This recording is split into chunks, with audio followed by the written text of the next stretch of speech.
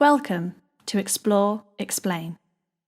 This is a long-form video and podcast series sharing conversations with data visualization designers and developers from around the world. Each episode explores the detailed hidden thinking behind a single project or a series of related works to explain the what, the why, and the how of the design process. There are some wonderful guests and some wonderful projects to learn about. So let's jump in to today's episode with your host, Andy Kirk. Hello and welcome to Explore, Explain. In this episode, I'm delighted to welcome my good friend, Thomas Claver, to the show. Thomas, good to see you. Good to see you again, Andy. Thanks for having me. It's my pleasure, sir. Can you give everyone a quick introduction about your background, what you do, and where you're based, please? Yeah, sure. So Thomas Claver, I'm co-founder of Claver Franke, or Clever Frankie, as most of our clients tend to call us. We are based in the Netherlands, in Utrecht, and we have an office in Chicago and another sales office in Dubai. I have a background in graphic design and a master's degree in data visualization, which is, I guess, what brought us all together here. Absolutely. Well, in today's episode, we're going to talk about a project you and the team worked on in 2020 called Globalance World. Now, for the benefit especially of the listeners, can you give folks just a quick run through what this is, what it's about, kind of what it looks like, really? Sure, yeah. So Globalance World is basically a sustainable investment platform created for Globalance Bank. They are situated in Switzerland and are one of the two B Corp banks in the world. This platform, Globalance World, is essentially first and foremost built for their clients to see the sustainability impact their investment portfolio has on the world and how their assets are trading and how they are doing. And of course, there are incredible amount of plans to open this up to the rest of the world, but I'm sure we'll dive into that. Absolutely. And it's a huge project. I mean, there's so many different strands to it and aspects and interactive facilities offered. But just before we kind of obviously get into the design, let's sort of retrace the steps about how this even came about as a project. Is this something that you pitched for, or was it something where the client approached you to sort of say, look, can we potentially work with you on this? Yeah, so first they approached us. I remember getting an email from one of their staff members, just inquiring about our services and not really giving too much away about on the project. So at first I thought this is kind of it's not going to be a big project. It didn't sound like it was a big deal. So they played that nice and quietly through the conversations, and then as we started talking, I thought, and I jumped on a call, had a couple of calls, and I started to dive into it. I thought, hang on, this is actually really interesting. And this might not just be something of a 2-week design project that I sort of first had in my mind. And then we got talking to the founder, to the CEO, to a couple of other people in the bank, and they sent us their thoughts in a really elaborate PowerPoint presentation that already contained some sort of their own ideas and thoughts about data visualization. And based on that, we created a proposal. I think there were 2 other companies in the running. I'm not aware who they were and if they had already sort of dropped off. But somewhere in March of 2018, I think they selected us to help them create this thing. Right. I mean, in a broader sense, obviously, as a growing and large studio, you're always looking to bring business in. Of course, that's the basic starting point of all this. But what kind of decision making do you and Geert, as your co-founder, apply to? Is this a gig that we want to get involved in? I mean, is it?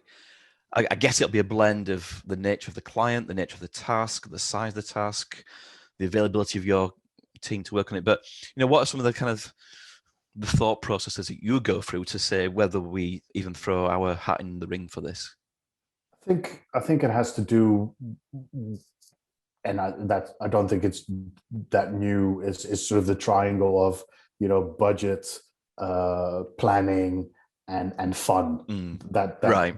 and you can sort of compromise on one of these pillars, but not on two. Right. So if planning is crazy and it's not fun, it doesn't really matter how much money they throw at the problem. You're not going to do it. So those are sort of the parameters that we look at. I think first and foremost, you look into the fact: is this a client that we feel fits our values, fits our proposition? Do they understand what we do? And if they don't, that's not a problem. But do they, at least, are they receptive to what you bring to the table? And do you have a certain level of freedom? And can you help them on a strategic level? So, or are you going to just be an execution party? Design this and this. That's not what we excel at. Yeah, I think that's a really important separation.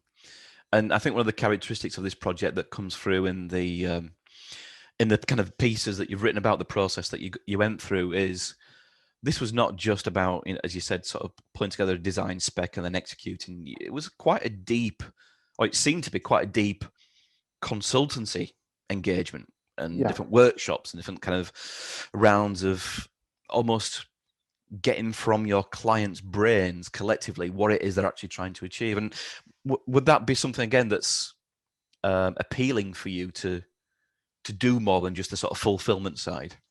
Absolutely. And I think that's over the last years, that's where we've really selected projects on or declined is, can we run this project through the process that we have in-house? So everything we do is custom designed, custom built for our clients. And ultimately, we want to take a project like this from strategy to execution. So we go through strategy, UX research, UX strategy, into ideation and prototyping, and then sort of the production of this actual tool. That complete end-to-end project is what really is enjoyable for us. I mean, that's what we're good at. Yeah. I don't think we're very good in the sort of really small, quick projects. It's not the way we've set up our team. Our team is very sort of multi-skilled, design, development altogether.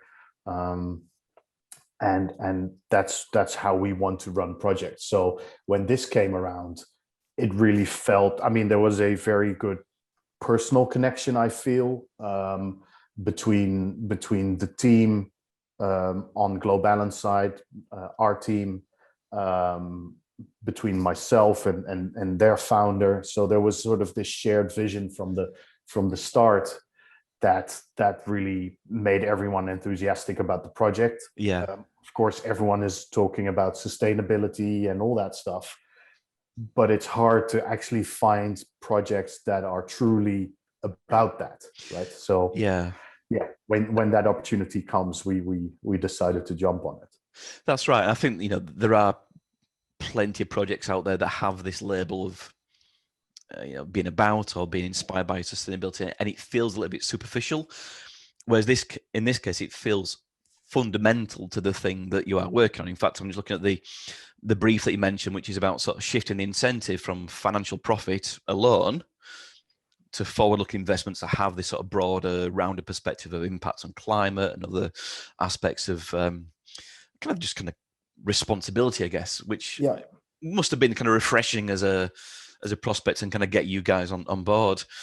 You mentioned there that you kind of worked, perhaps you kind of with the founder, then the team with the team, and again, how does that work on a sort of day-to-day, week-to-week basis when you're not just channeling everything through a single conduit? It's a bunch of interactions going on. I mean, that to me says that, as ever, communication bubbles to the surface as the most important skill set at that point, and as ever, the listening as much as the talking. Yeah, absolutely. And I think it all boils down to trust. Mm. Do you trust each other? I mean, there's of course a client agency consultancy relationship where one pays the bill of the Yeah. other. So there's this, but I think it ultimately boils down to does the client intrinsically trust you Mm. as a company that you are working for them to make their product the best thing you can do. Yeah. And I mean, that's the way we operate from a mental perspective. Is we are, as soon as we engage with a client, we are part of their company. We're an Yes. outside in Yeah. perspective, but we do operate as if it's our own business. Yeah. So we do care as Yeah. much as about Globalance World as Globalance does. That's important, I think, to emphasize in projects. And the way we work together is it was one conversation with a lot of people. So we had a lot of workshops together, a lot of meetings in person. So we would go to Zurich, they would come to Utrecht to have meetings for 1 or 2 days and sit together with, let's say, 3 people from their end, 3 people from our end, and just think through user journeys. Think through, who is this customer, who is the person that you're serving, how does the financial system work, right? From your perspective, it's not often you get to sit down with a CEO from a bank and say, look, give me just the down low Yeah. on everything that is going wrong in the Yeah. financial market. And maybe for the people that are the listeners and viewers, is Globalance created this algorithm that would be able that is able to scan companies and assets and investment portfolios on the basis of the Paris Climate Agreement. So they had this very interesting conceptual thing going on that said, look, when you give us your investment portfolio and we scan it, we can tell you, is this, so many degrees Celsius above the Paris Climate Agreement or above zero? And Paris Climate Agreement is, of course, anything above 2 degrees warming is bad. So your investment portfolio is maybe 4.3 degrees, or is it actually minus 1.5? Right. And if you invest with Globalance, you can rest assured it's going to be under the Paris Climate Agreement. Whereas if you look at your investment portfolio at UBS or any other bank, it's way higher. So that's sort of the fundamental principle that is underlying, or that was at the core of the bank, and they wanted to bring that to an investment platform and communicate that, and really make people aware about, and it sounds obvious, but if you really think about it, it's not that obvious, is that where you invest your money has a profound effect on people and planet, and does not have to take away from profit. So you can still make profitable investments that are good for the world. Yeah. And the fact that where you invest your money has a direct effect on a locality is another thing that is actually measurable.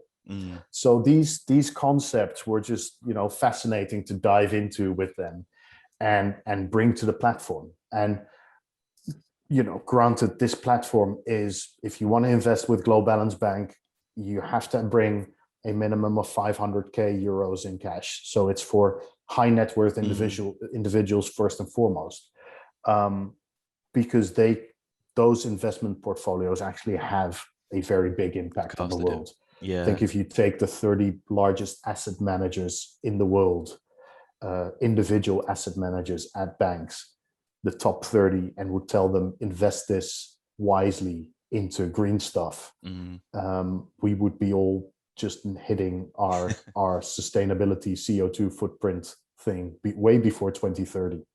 That's interesting. So that's fascinating. Yeah, right? so they have this sort of secret sauce, and Right. I wonder, therefore,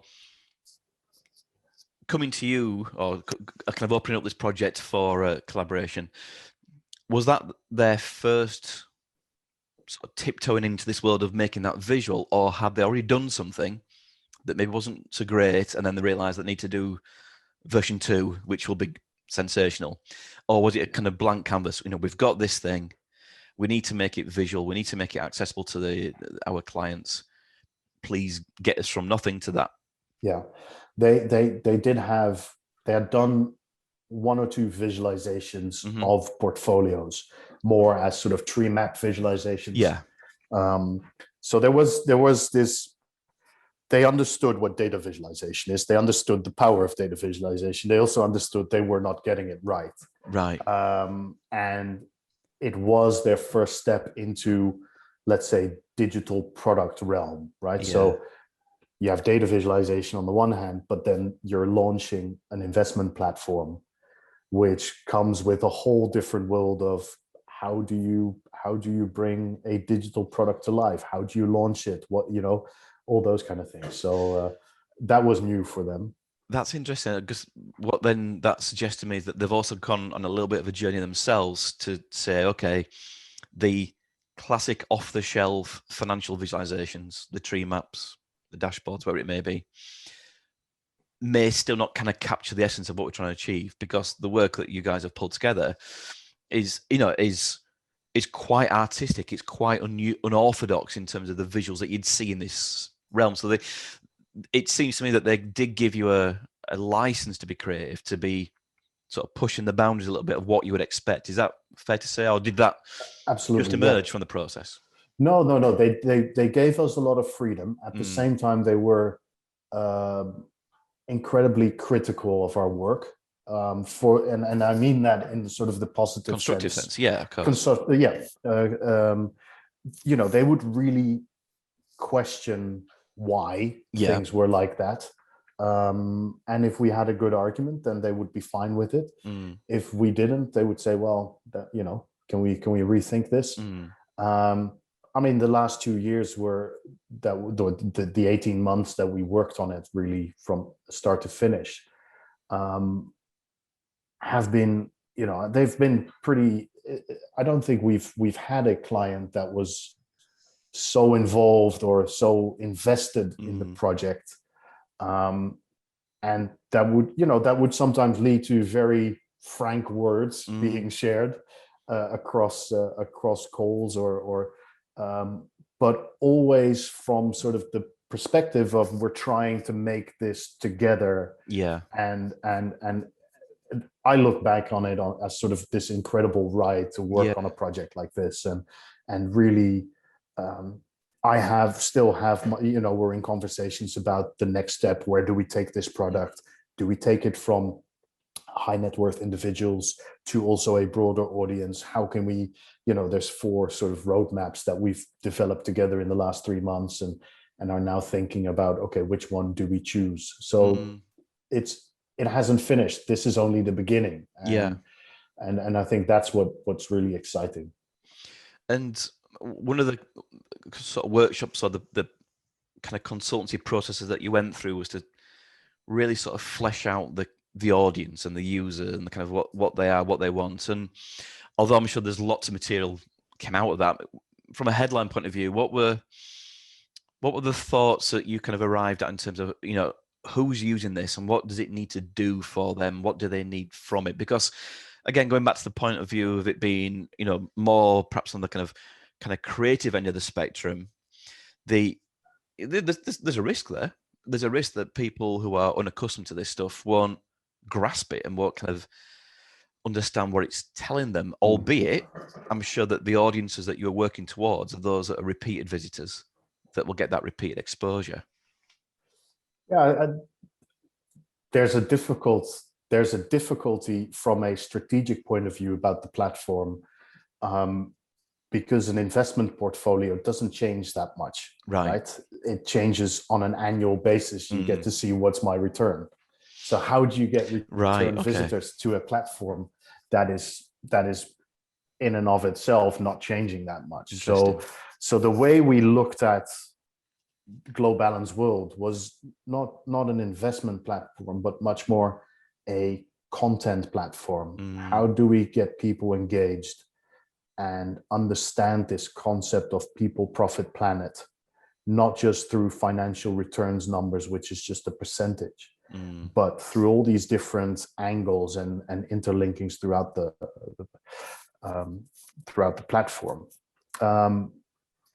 Putting that aside, to your question, how do you get people involved? We did a lot of user testing. We did a lot of interviews with clients.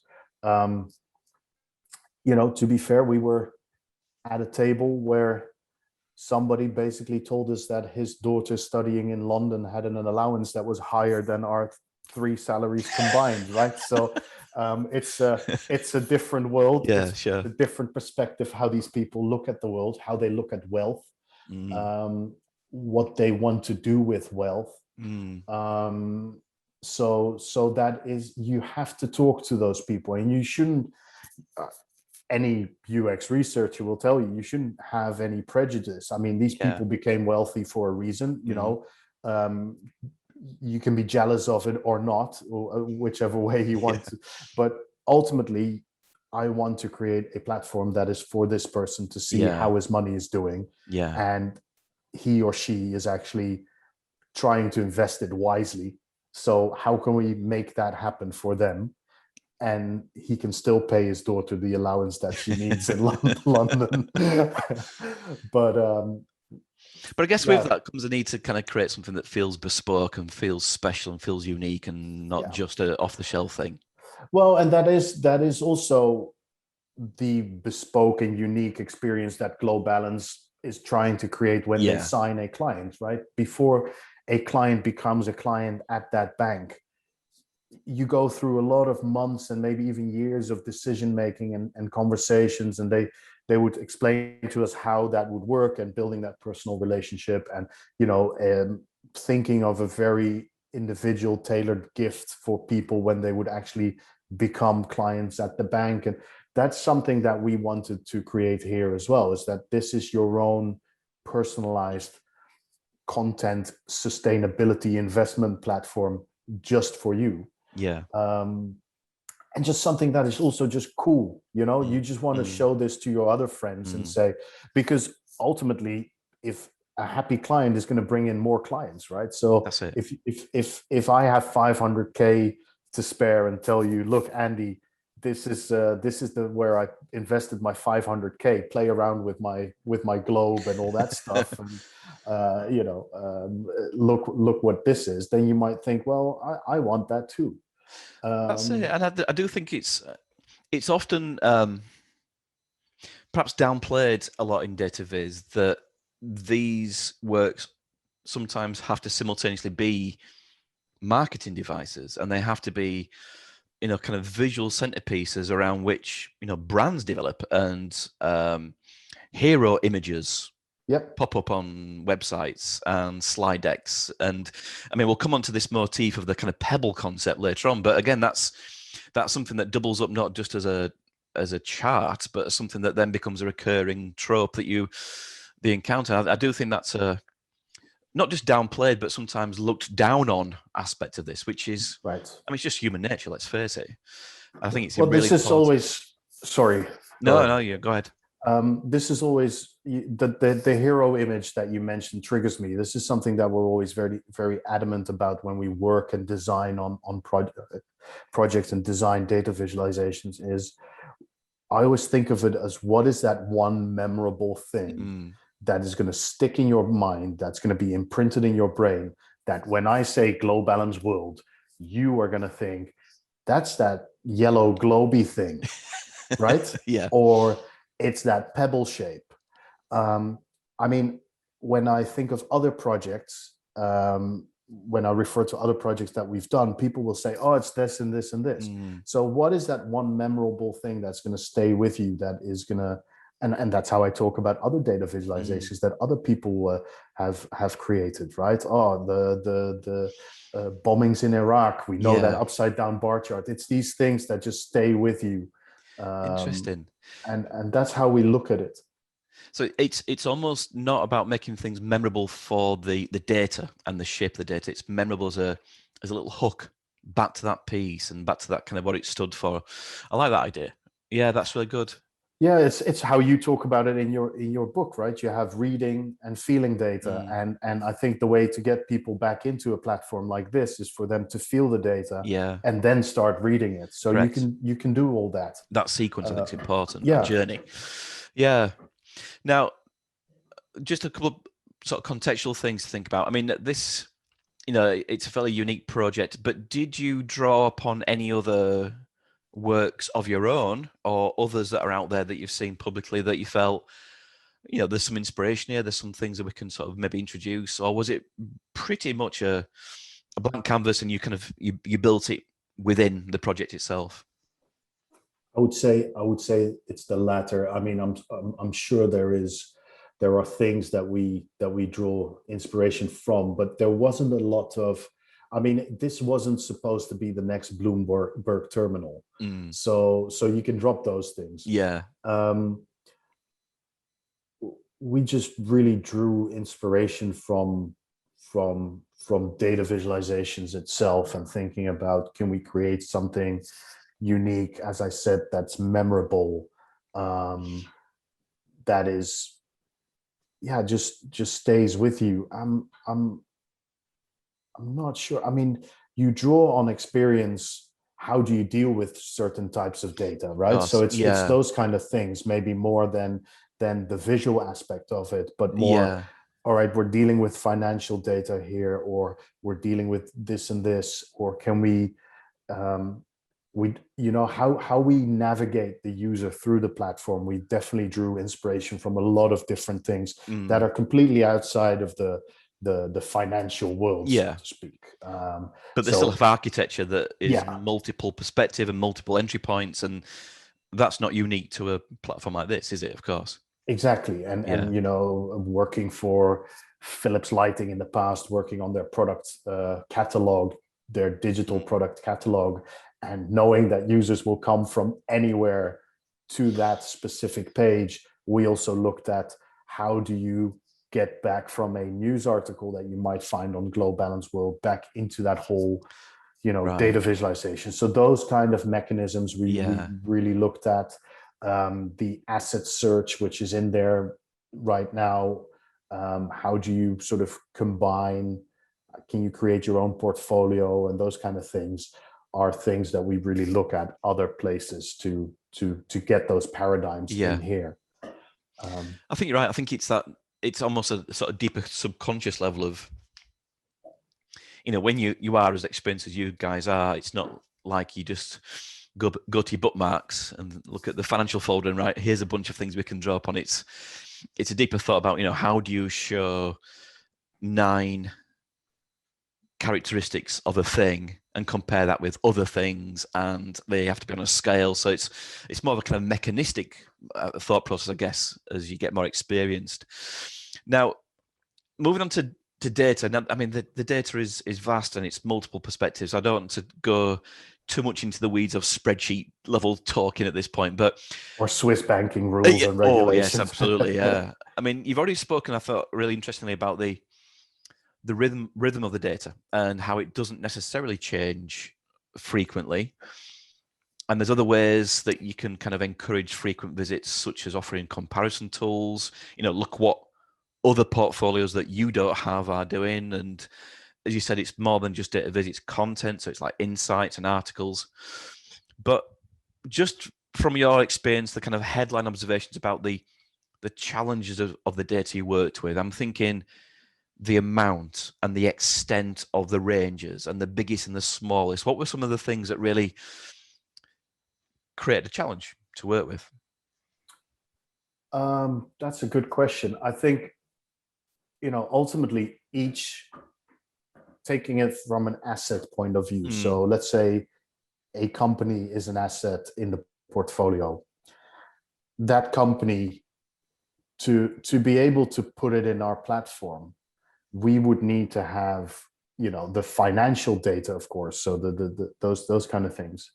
but we would need to score it against that Paris Climate Agreement. So we would need to get this temperature thing. Yeah. We need to get the footprint, the CO2 footprint that they have, and we need to sort of dictate in which mega trend they would fall, because all the assets are in these different mega trends like robotics, digitization, those kind of things. Yeah. And at the foundation of that that scoring mechanism are the ESGs, so and of course the Sustainable Development Goals, SDGs, but especially the ESGs, so economic, societal, and governance factors that are at the core of basically the scoring mechanism of each company. Yeah. So all those things combined have to all be in place before we can sort of put it in the visualization and in the platform. So I think that was just a lot of work, rather than maybe I think the amount of work was more difficult than maybe the difficulty of the work. I know if that makes sense. Yeah. Because there's obviously a lot of wiring going on between. You've got to build calculations that's based on that, but that in itself is based on this, and we have to source that. Yeah. Once you explain the fundamental concept of Glow Balanced World about the Paris Climate Agreement and your portfolio is 3.5 degrees, everyone goes, "Oh, okay, that makes sense. That sounds easy." That sounds easy. Exactly. And that's exactly what we're going for. But in the background, that takes a lot of work. What's really interesting now is that since we've gone live, so there's some things that you wish for, but you never really know if it's going to happen or not. But so investors have become more critical of companies that they're invested in, of investment portfolios. So that's opened up a lot more engaging conversations between the bank and their clients, which is of course great, because like I just earlier said, it's great to have a client that's critical of our work and comes back with constructive criticism. That the same goes for them and their customers. Like, hey, why are we invested in company X and not in company Y? Because it has a better score. So that's one thing that has happened. Other things that have happened is companies are now going into the asset search, looking for themselves and calling them up and saying, why have you given us such a low footprint?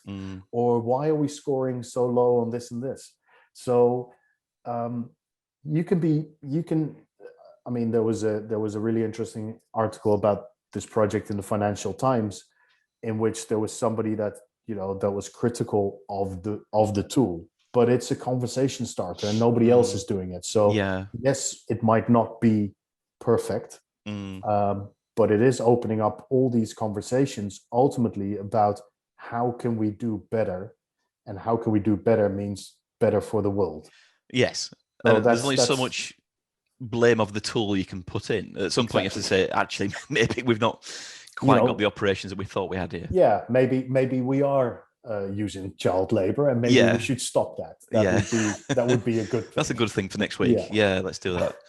Yeah, that's interesting. And I think sometimes a visualization is as much about starting a conversation about the data as it is about what it's saying necessarily. And there's loads of aspects to that, which is, I guess, from the point of view of Glow Balance, thinking, well, we think we've got this refined, this recipe. Let's get it out there, and as you said, sort of start the conversation. So there's lots of different layers to this, I guess, in terms of its sort of success as it goes out into the world. But as I've said, the contents are huge and vast. We've got portfolios, we've got comparison tools, insights. But I guess the first thing I want to sort of touch on, although it's not the first visual that you necessarily arrive at seeing, is the pebble. Yeah.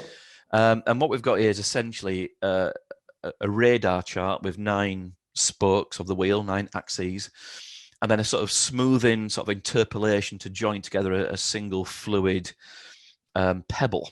And I mean, just speak to that pebble motif and why that was a useful thing to kind of land on, I guess. Yeah. so the scoring of the companies is done according to these ESG indicators, and within the E, S, and G, there are 3 sub parameters. So we created this polar chart or radar plot, as you want to call it, with these 9 spokes, and the inside is 0 and the outside is 100, and basically that point on each spoke moves according to the score. And when you join those together, that gives you, when you join them together, that gives you a shape. And ultimately, again, thinking from that fingerprint visualization, how can you give people an intuitive feel about the well-being of a company? But also there was this added factor coming in that we would need to show, how is this company trading? How's this asset doing? Is it in the minus or the plus, so to speak? Yeah. So there's this added thing. So by coloring that total shape, you can, make it very obvious, green or red, good or bad in this case, positive or negative, I should say. And the perfect company would have a perfect circle, because that would mean that you have a score of 100 on all these things like employment, CO2, all these things. And basically, if you have 0 or you're going to be pretty much insignificant on this little speckled dust. Speckled dust. Yeah. So we really thought about, okay, we can have those. If we can score it on a radar plot. We can use the size to indicate the volume of your investment, and we can use the color of the thing to show if it's doing positive or negatively. And all together we can plot those in sort of a tree map. So we just started thinking about how can we add all these parameters and give this intuitive feeling that when you look at this canvas of companies, you can very quickly select, hey, this works, this works, this works. And I think that really came from a learning that we took from one of the weather charts that is our sort of our self-initiated project that we did over the last 10 years. We made 5. And one of them I remember was we made a mistake in the visualization itself. But what it did create was that people immediately saw which days were the rainiest over the last year. Right. So people would come back, a friend of mine was a bike messenger, and he said, I remember that day in September. That was, that was wet. And that immediate recognition from an overview visualization has always stuck with me, and it's something that we thought of here as well. It's like, okay, just size will give you this and this feeling straight away, and then you can start interacting with the thing, and turn it into this 3D visualization. And well, that's right. I think the other thing about it is, even if you don't necessarily read off that pebble shape the meaning of the data that it's actually representing, it then becomes a recognizable shape. So I'm just thinking, I'm looking at the screen now, there's an example of Diageo, I think that you pronounce it, Diageo. Yeah. And it looks like a guitar plectrum. And so you might remember that shape. You might not instantly know what that means in terms of, is it good at this or bad at that? But it becomes a recurring shape that you can then track across the charts and say, that's Diageo. So I'll come to that. So I think you're right. I think, and it's a real tightrope to walk, isn't it? Because, there are plenty of arguments against a radar chart in certain situations. And of course, if you change the sequencing of the axes, then the shape changes, but the data is not changing. But again, the point about this is it's something that people will be encouraged to spend time with, and to learn the shapes and to learn the positions around the clock face. And therefore you get all these benefits. Yeah. And I think what I love about it as an approach is, and I'm looking at this, what you've described as the assets map view, the sort of third chart view that is offering, and you've got all these assets in the portfolio, and as you said, each one is therefore contained within a circle, which is the chart area effectively, but that then gives you this nice technical architecture to get effectively a bubble chart or a Yep. kind of a bee swarm plot, because then physically, I guess all these circles then bounce off each other or kind of rearrange themselves around each other. So you get the benefit technically of being able to pull that off as well. Exactly, and those circles we left out at the beginning, but then started testing it and also just looking at it ourselves and thinking, these pebble shapes are just going to be, you have no context anymore or no reference, so it's just going to be this odd looking thing. And by adding that circle, actually that bubble in there, you immediately think, wait, it is something that is in relation to something else, even though you might not know what it is. So I think that works nicely, and something that we found out along the way. You're absolutely right. If you change the axes and reposition them, it will change the thing, but we don't intend to do that. Right. And I think what would be the sort of the ultimate dream, of course, is that somewhere there is this boardroom full of people that are taking snapshots of their Delagio sort of pebble, and in 10 years time they're going to have this PowerPoint presentation and say, see, our plectrum actually grew into a beautiful circle. It blossomed. And then we've maybe just had a small part to play in there. Well, that's the thing. And again, back to the idea that this could be an ongoing project, I mean, you can see a timeline animation of these things kind of evolving in their shape as well. Yeah, that would be great. So the pebble forms the basis of this assets map view. Can you speak to what the assets map view gives you to begin with? I know we're kind of working in reverse order, but we'll start with that one. So it gives you the overview of all your assets in your portfolio, on the basis of the polar or the radar plot, and really just shows you how are your assets doing, from positive to negative trends, and then that's basically the overview that we give you. So it really is a combination of everything that you need to see from a bar chart, a graph, a line chart, all those things, but just a lot more fun and engaging. In one view. And we've got that breakdown for climate, for footprint, for megatrends, and then for returns, and it's not hiding the fact that there's a financial element to this, but it's one of 4 different perspectives, of course. And then we've got the assets city view. Yeah. Can you just sort of speak to how that just is a little bit different? We've now got this sort of elevated 3D perspective. I mean, it's the 3D view. I mean, there's 2 sides to the story. It is something that GloBalance came up with and pitched to us, like, hey, we really like this idea of having a world where assets are placed in a physical sort of cityscape, kind of thing. And we were not too much in favor of it. We're like, why a 3D bar chart is never a good idea. So that was something. I mean, we tested it, people liked it, so there was no reason to sort of take it out. But also the 3D-ness, sorry to interrupt, but the 3D-ness is overcome because you can zoom in and you can change your field of view, which is the instant way to resolve the issues of 3D in a 2D space.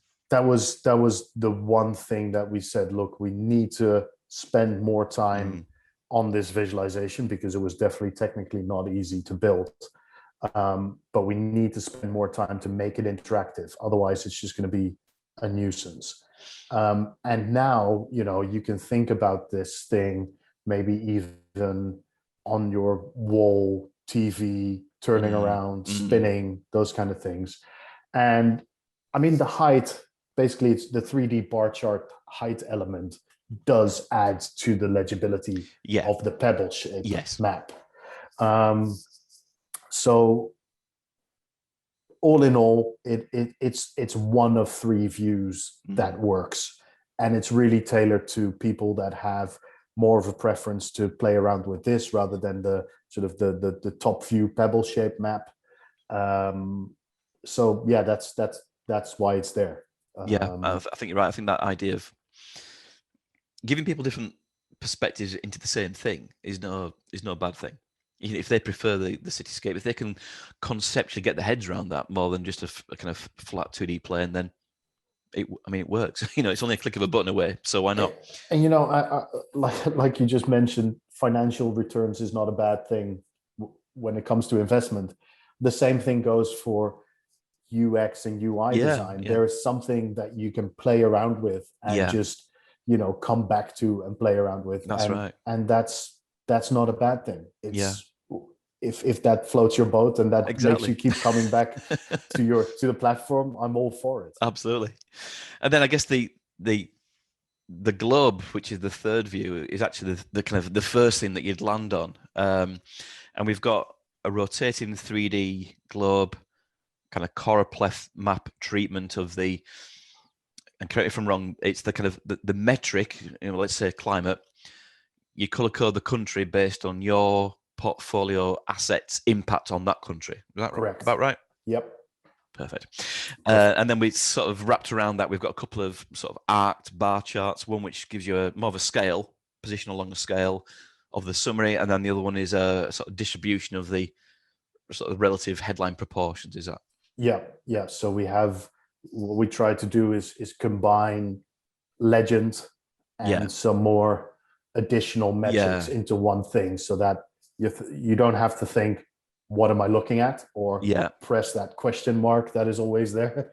It's sort of it's self-explanatory. And also, it's a little design thing. It sort of hugs the globe in a way that it otherwise it's sort of this floaty globe in the middle of your screen, and now it's this thing. And again, we really thought about what if you were to show this to your friends. So here's the thing, that brings me back to what inspired you along the way in all these things. I remember a colleague in the US showing me a very nice app, which was like this fintech app for combining all your different bank accounts and bank cards into one thing. I think you showed me another one last time we were in the UK together, pre-COVID. But what the functionality in that app, which I really liked, was this scramble function, which basically scrambled all your data in the app. So you could show the app to your friends without showing your bank balance, essentially, which you might want to keep private. Right. So it would just scramble everything and show, but you could actually interact with it, and then you would unlock it with your private PIN and go out of scramble mode.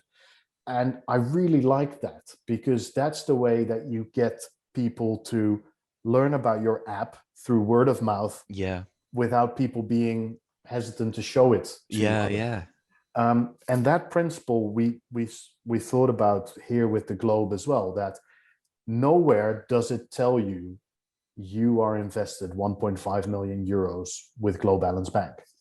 But you can actually have this running on a lobby screen or in your house or in your home office, and just, have this thing, conversation starter with anyone that walks into the room, says like, I'm tracking my assets and I'm looking at the warming potential. But it doesn't say how much you're invested in, or if you're going good or bad, or 3.5 degrees warming is bad. But so that principle is something we really wanted to emphasize there. So the globe is there to bring home the message of financial investment has impact on people, planet, place, those kind of things, and not just where you are. Absolutely. There are other charts. When you kind of click on an asset, you get some further breakdowns, you get some sort of scenarios of the future trajectory. Just in terms of what we don't see, were there any other charts that you considered, or you were kind of close to executing but ultimately didn't include, and why?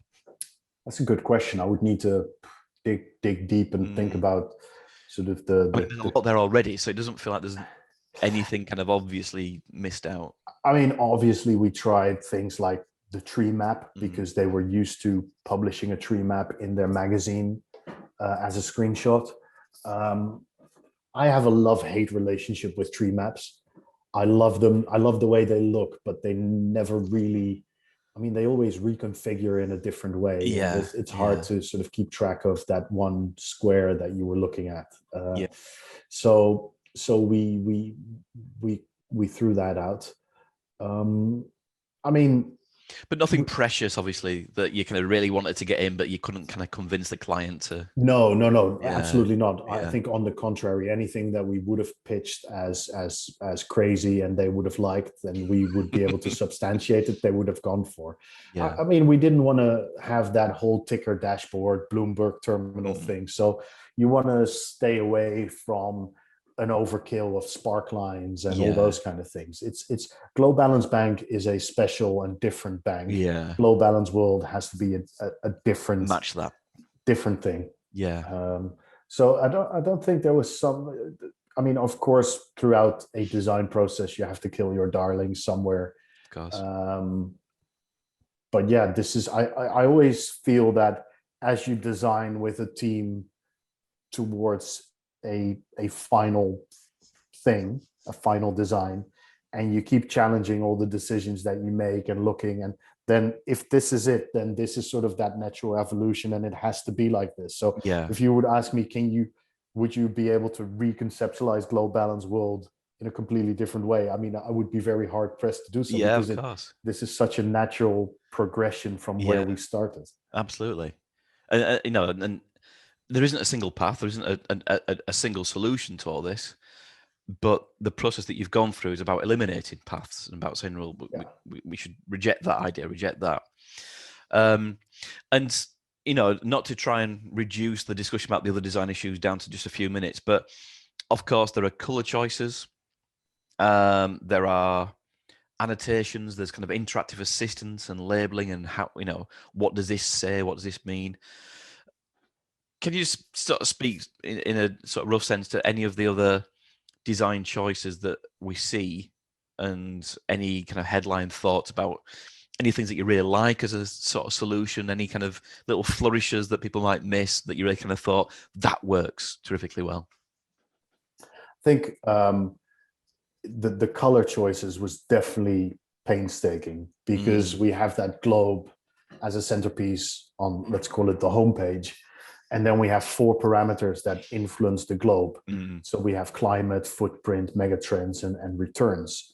And I think the risk that you run is when you need to choose these color scales for 4 different parameters, it becomes sort of a circus, right? And what I really wanted to personally to stay away from was this red-green color combo, but it just had to go in there. You can't do without, basically. But I really don't like the color combination red-green. I don't know, it's a personal thing. Well, the red and green that you do have is more sort of notionally pink red, and yes, we a did. sort of more sort of toxic green. It's gonna you wouldn't want to get it on your skin, I don't think. Exactly. And also the branding color from Glow Balance is yellow, and yellow Right. is of course a very difficult color to work with. So you need to have color schemes that all work in the same hue and saturation. So that was a I mean, we're nerding out over color now, but like it's a difficult difficult thing. I mean, as you say, yellow in itself is about hard. Sorry, not bad.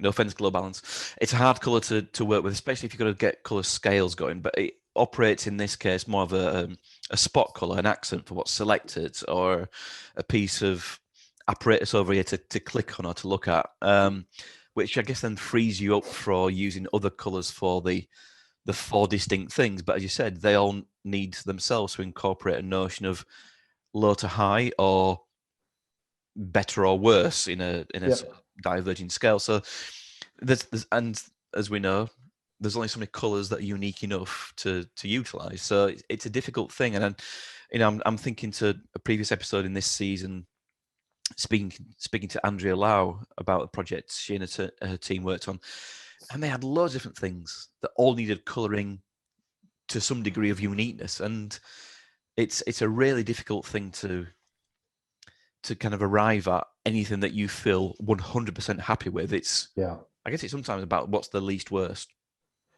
And to be fair, that green red color code on that specific part of the globe is just what I dislike the least. Would that make sense? Yeah. But it's not my favorite. But you can't do without, and it's such an ingrained paradigm within people looking at financial stuff, that red green. Exactly. I think another thing that we try to do that people will probably not think about, but is that GloBalance's clientele is half women, half female, half male. So it's really a 50-50 split, which is pretty uncommon, because apparently men tend to invest more and less wisely than women. Probably.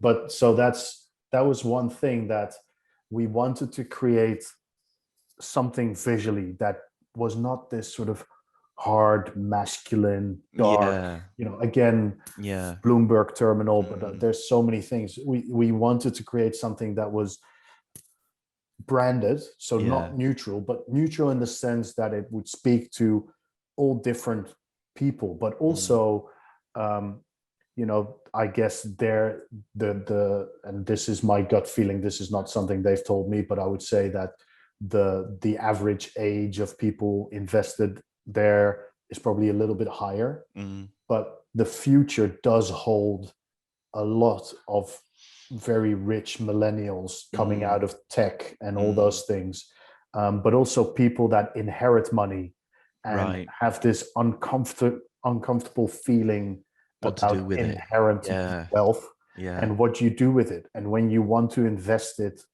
into something that is good for the world, and you go to GloBalance, this is something that needs to speak to a very wide audience. Interesting. Even though the common denominator will be stacks and stacks of money, it will still be sort of there. These people are coming from it from different angles, so it should all speak to these people. That's as well. Interesting. So even though in theory you do have a nice, relatively narrow sense of the current audiences, it's got to be wider than that. It's got to be almost sort of future-proofed for appealing to those people who will come along the journey as well, which is not easy to do. Let's face it. Absolutely. The last thing I just want to touch on is the evergreen issue of mobile, desktop, tablet, and how you juggled the layout, the composition, the kind of features across those devices. I mean, would you say that, I don't know, is desktop the best version? Is mobile the best version? Are there any compromises? I mean, I think the best version would be the version that has enough real estate for you to be able to scrutinize the visualization and the data. Yeah.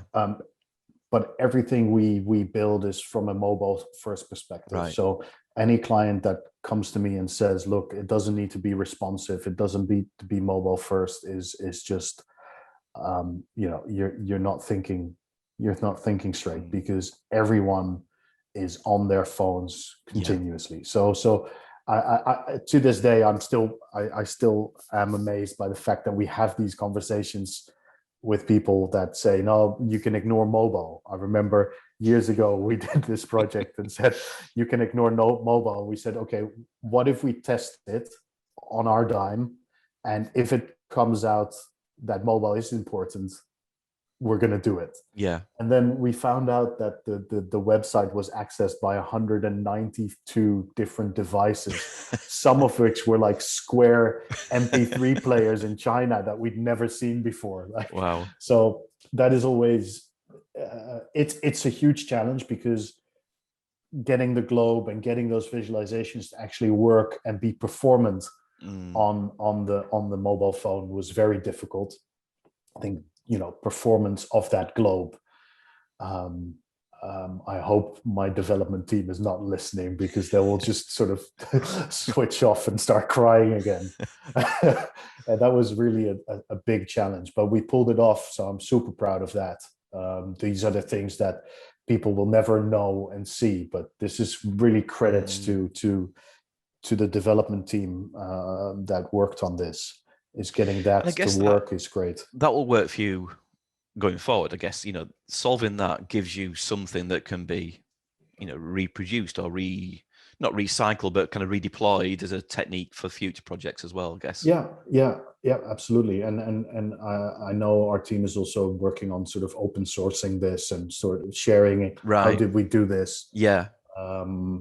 Because of course we also lean on those insights from other people. So it's nice to be able to give that back. Of course. Yeah.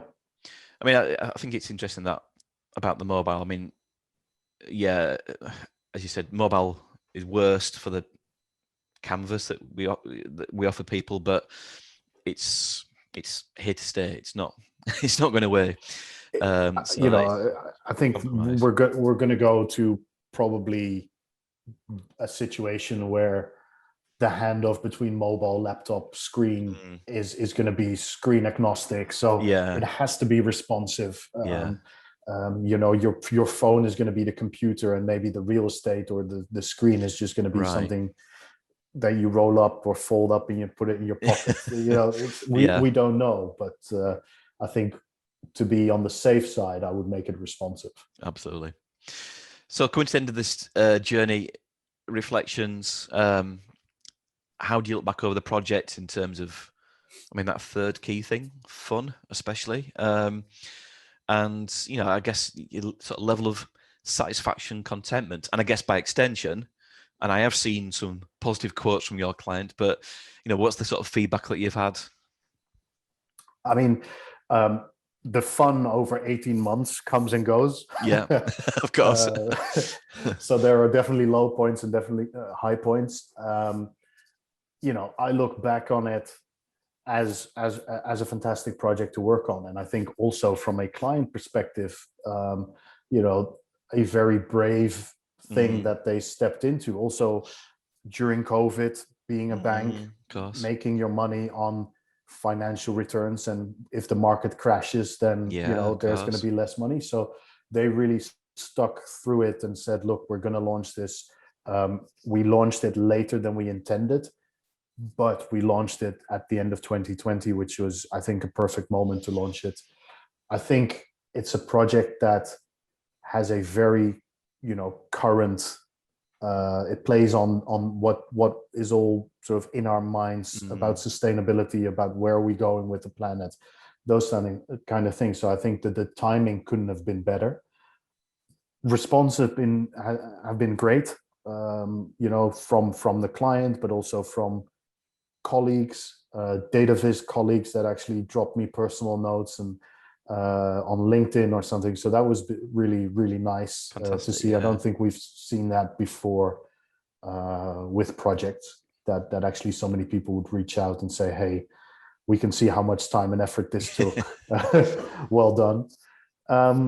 So that's great. So I look back on it, I'm incredibly proud of the team that has worked on this. So many people in our studio over the last 18 months. So that's, I think all in all, maybe 15 different people were involved in the last 18 months. So that's been really great. And, I just hope there's so many things that we can do with this. So, look, I'm not one for looking back too much because I'm always thinking about the next thing. So it's nice to talk to you about it and sort of reflect on it.